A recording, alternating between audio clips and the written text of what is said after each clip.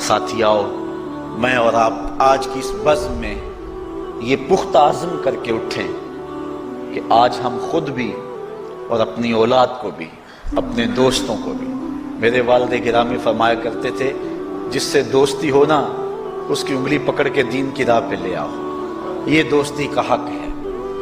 اس کے لیے آپ بہت کچھ کرتے ہیں لیکن اگر اس کو دین نہیں دیا تو کچھ بھی نہیں دیا۔ کوشش کرو میرا دوست ہو اور جہنم میں جائے۔ والدین بچے کے مستقبل کے لیے کتنی کوشش کرتے ہیں، لاکھوں روپیہ لگاتے ہیں مستقبل ٹھیک ہو جائے، کرتے ہیں کہ نہیں کرتے؟ یونیورسٹیوں کے اندر، کالجوں کے اندر کتنی بھاری فیسیں بھرتے ہیں، کیوں اتنا کچھ کیوں کر رہے ہو؟ میں نے دیکھا بوڑھا باپ اپنی کمر پہ بوریاں لاد کے مزدوری کرتا ہے، مائیں اپنا زیور بیچ رہی ہیں کہ اولاد پڑ جائے۔ میاں اتنا کچھ کیوں کر رہے ہو؟ جی مستقبل ٹھیک ہو جائے۔ یہ مستقبل کتنا ہے؟ 20-25 سال کا، اور جو اصل مستقبل ہے اس کی فکر ہی نہیں کسی کو۔ اصل مستقبل تو وہ ہے، اللہ اکبر، بیرون ملک جائے بیٹا تو ماں کہتی ہے بس دعا کرو کہ میرا بیٹا خیریت سے پہنچ جائے۔ بیٹی کی شادی کرتی ہے تو ماں کہتی ہے دعا کرو کہ اپنے گھر میں اس کو چین مل جائے۔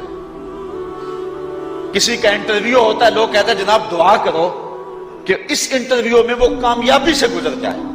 میں کہتا ہوں جب قبر میں اترتا ہے پھر کسی نے آ کر کبھی نہیں کہا کہ دعا کرو مشکل گھڑی آ گئی ہے خیریت سے گزر جائے۔ اصل امتحان تو یہ ہے، اگر اس امتحان سے گزر گیا تو کامیابی اور بامرادی۔ یہ تھوڑا سا مستقبل دنیا کا، اس کے لیے ہم کتنے پیسے لگا دیتے ہیں۔ سب کچھ اولاد کو آتا ہے، ہر شے فر فر پڑھتے اور بولتے ہیں، دعائے قنوت بھی نہیں آتی ہوتی۔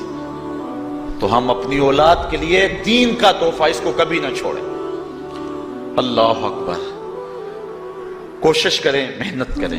حضور نبی رحمت صلی اللہ علیہ وآلہ وسلم نے ان بد عمل واعظین کی بات بھی کی ہے کہ جو لوگوں کو نیکی کا حکم دیتے ہیں اور خود اس پہ عمل نہیں کرتے۔ آج ہمارے کچھ واعظین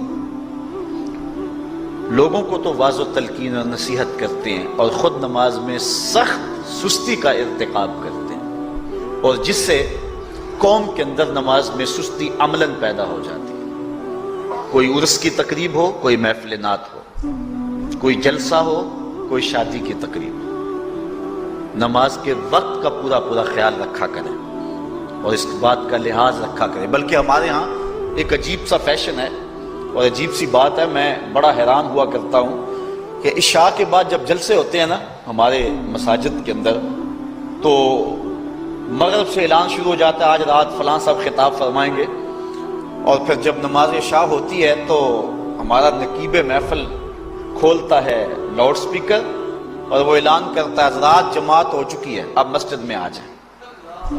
یعنی یہ نماز کو ہلکا کرنے والی بات ہے۔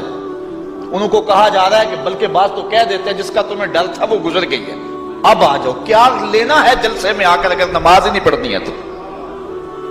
ممبر و محراب کے جو ذمہ دار ہیں ان سے جو ہے وہ عجیب و غریب قسم کی جو ہے وہ حرکات سکنات سرزد ہو رہی ہیں۔